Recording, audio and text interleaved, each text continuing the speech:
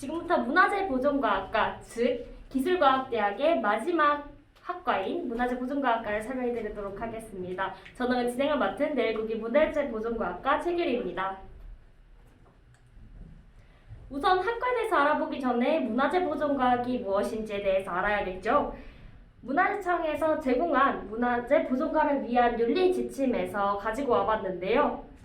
과거로부터 물려받은 문화재를 현대에 활용하고 후대에 온전하게 물려주기 위해 문화재의 원형을 유지하고 수명을 최대한 연장하는 하기 위해 모든 활동을 보존이라고 한다고 정의하고 있는데요. 근데 그렇다고 해서 보존 처리자는 본인의 마음대로, 취향대로 혹은 알아서 처리해도 될까요?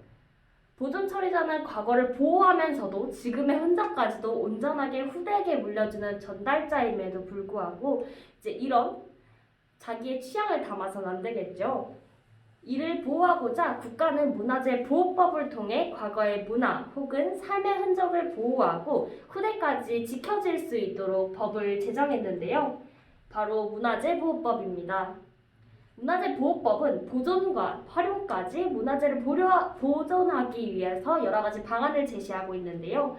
다양한 문화재의 종류와 보존 처리자의 조건 등 다양한 보존과학에 대해 규정하고 있기 때문에 추후 발생할 문제들에 대해서 미리 예방하고 있습니다. 그렇다고 해서 문화재보존과학은 문화재보호법에서 분류하고 있는 유형문화재, 무형문화재, 민속자료 이렇게 분류하고 있는 것이 아니라요. 저희는 탄소의 유무에 따라서 탄소가 있는 유기물, 탄소가 없는 무기물로 나누고 있습니다. 탄소가 없는 무기물의 경우 금속, 석재, 도자기 등이 있고요. 유기물은 목재, 지류, 섬유, 가죽이 여기에 포함되어 있습니다. 저희 학과에서는 금속보존학, 문화재 생물학, 환경학, 철제, 석재, 목재 등 다양한 재질의 보존 실습 강의가 동시에 진행되고 있고 각 학과별로 진행하고 있는 개인 답사나 학과 수업 답사도 같이 진행하고 있어 굉장히 현장성이 높은 전문가로 성장할 수 있도록 도움을 주고 있습니다. 여러분들이 전시관에서 보고 있는 문화재가 과연 처음부터 그랬을까요? 그 모습이 되기까지 문화재 보존과학자의 손길이 들어가지 않은 곳이 없는데요. 저희는 문화재 보존과학자를 문화재를 고치는 의사라고 말하고 있습니다. 찢김, 깨짐, 균열, 탈락 등 문화재가 다치면 앞선 법과 문화재청에서 제시하고 있는 지침서 혹은 윤리 규정에 맞춰서 과정을 참고하여 보존 처리를 진행하게 되는데요. 바로 이 세 가지 단계를 통해서 진행하게 됩니다.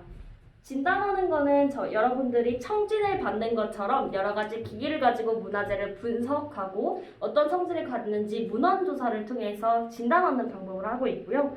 치료는 물리적, 화학적으로 진행되는 문화재에 직접 행해지는 행위를 말합니다.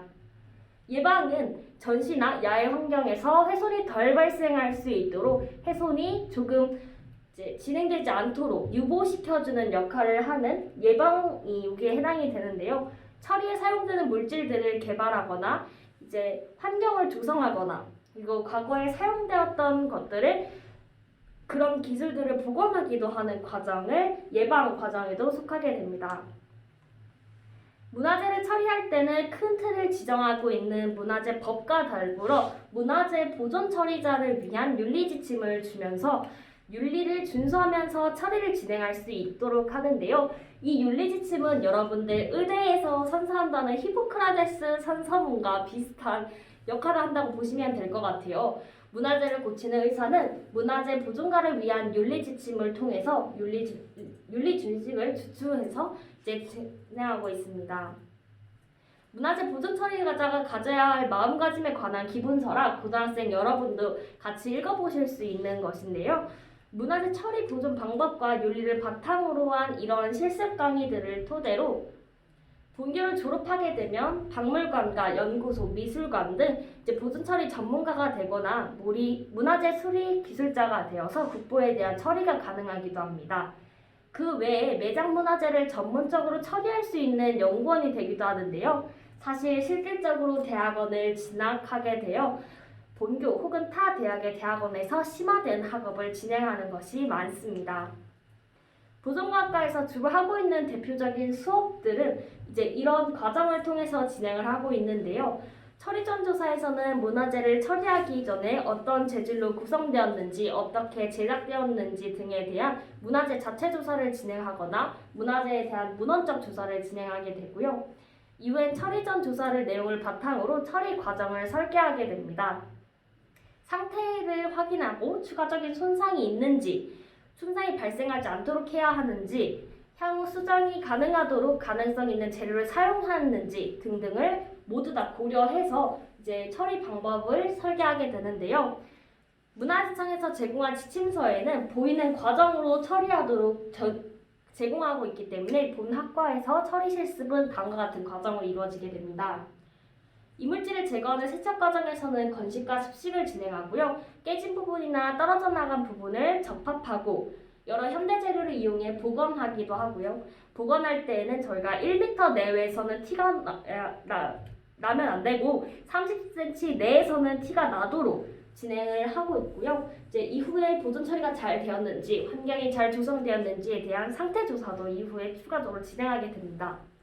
이제 확실한 원형을 알지 못할 때는 어떻게 해야 하냐면 이제 애초에 복원을 진행하지 않는 그런 경우도 있으니까요. 이제 이런 방법을 통해서 진행이 된다는 점 같이 소개시켜드리고자 갖고 왔습니다. 물론 이는 아까 엄청나게 문화백화점 같은 그런 느낌이 있고요. 환경이나 상태에 따라 또는 재질에 따라서 다르게 진행될 수 있다는 점 참고해주세요. 마지막으로 저희 학교에서 이제 진행한 보존처리 사업의 사례인데요. 여러 국가기관과도 함께 진행한 사업이고 학과의 장점을 잘 보여줄 수 있다는 점에서 영상을 가지고 왔습니다. 한번 같이 보시죠. 다들 영상 잘 보셨나요? 저희 학교도 이렇게 학업을 하면서 여러 사업까지 참여할 수 있다는 점이 저희 학과의 장점이 아닐까 싶은데요. 문화재보존과학과의 이해에 많은 도움이 되셨으면 좋겠다는 바람에서 가지고 왔습니다. 저희 문화재보존과학과 학생들도 여기서 이렇게 참여를 할 수 있다는 점, 이런 안내되었으면 좋겠으면서 학교 발표 마무리하겠습니다. 감사합니다.